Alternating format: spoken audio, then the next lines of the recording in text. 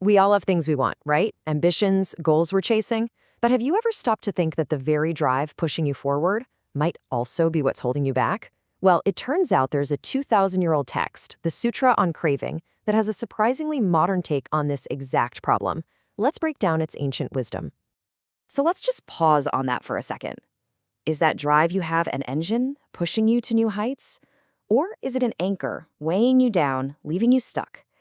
At its core, this ancient text asks us to figure that out. And the key to which one it becomes, well, it's probably not what you're thinking. Okay, so here's where it gets really interesting. The sutra's main point is kind of counterintuitive. It argues that the most critical thing for a good life isn't whether you have desires or not. Nope, the real game changer is simply whether you are truly aware of what's actually going on inside your own head. So check this out. The sutra basically sorts everyone into this simple grid. On one axis, you've got has desire or no desire. On the other, aware or unaware. Now here's the twist.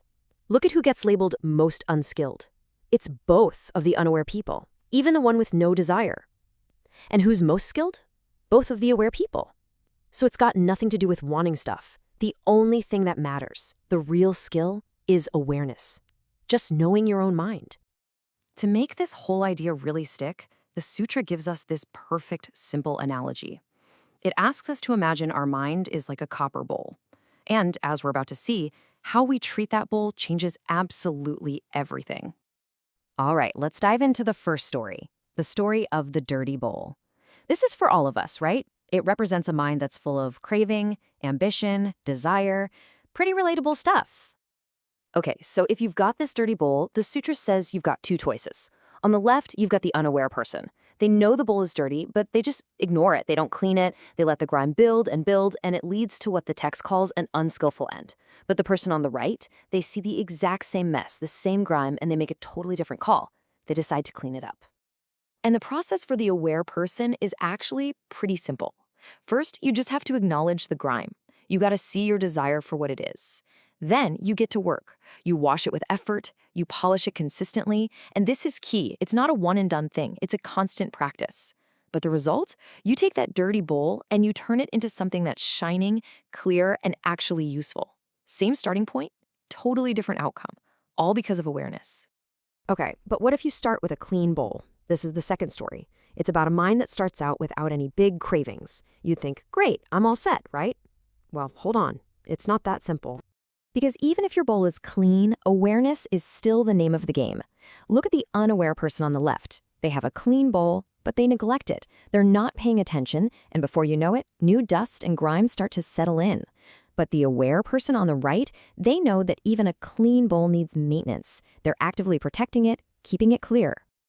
So for the clean bowl, the whole practice is about maintenance. It's about, guarding your senses, wiping away the little specks of dust that show up every day, and just generally keeping it in a good spot. This isn't about being passive. It's an active, conscious effort to protect that clarity. What this really shows us is that it doesn't matter where you start. If you're not aware, things are going to get messy. Okay, so we keep talking about this grime and dust, but what does that actually look like in our real everyday lives? I mean, what are we supposed to be on the lookout for? Well, the sutra gets incredibly specific, and it's kind of amazing. Here's the first example it gives, that feeling of wanting to be the one who speaks up, the one who gets the credit. Let me be the one to speak, not some other monk. We've all felt that, right? That little internal push to be in the spotlight.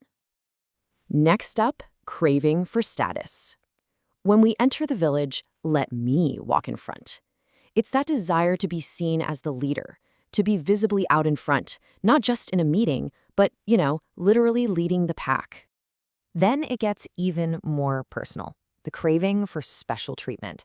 Let me be the one to receive the best food, water, and seat. It's that gut reaction to want the better thing for ourselves, the upgrade, the best table, the front row experience. And this one goes even deeper. It's not just about any old recognition. Let the leaders, officials, and patrons all know me, not the others. This is about craving influence, wanting your name to mean something to the people who matter. And finally, it all boils down to resources. Let me get the offerings of robes, medicine, and lodging, not the others. This is about wanting security, but with that competitive twist, wanting it for me, sometimes at the expense of others. Seeing it all laid out like this, it's pretty eye-opening, isn't it? So, wow. After laying out the problem so clearly, what's the solution? How do we actually start polishing our own bowl day in and day out? Well, the sutra brings it all together into a really simple, practical path. And here's the bottom line. The whole point is not to somehow empty your bowl and get rid of all desire. That's not the goal. The real work, the real practice, is just to look inside it. Consistently, honestly. It's about recognizing that dust of craving when it shows up, whether it's for status or comfort or recognition. And then it's about knowing that you already have the tools, your own attention, to polish it. That awareness, that's the real skill. So this ancient text isn't just some abstract philosophy. It's basically a mirror that we can hold up to our own minds, right here, right now. So I'm going to leave you with this one thought. Just take a second. Look inside your own bowl.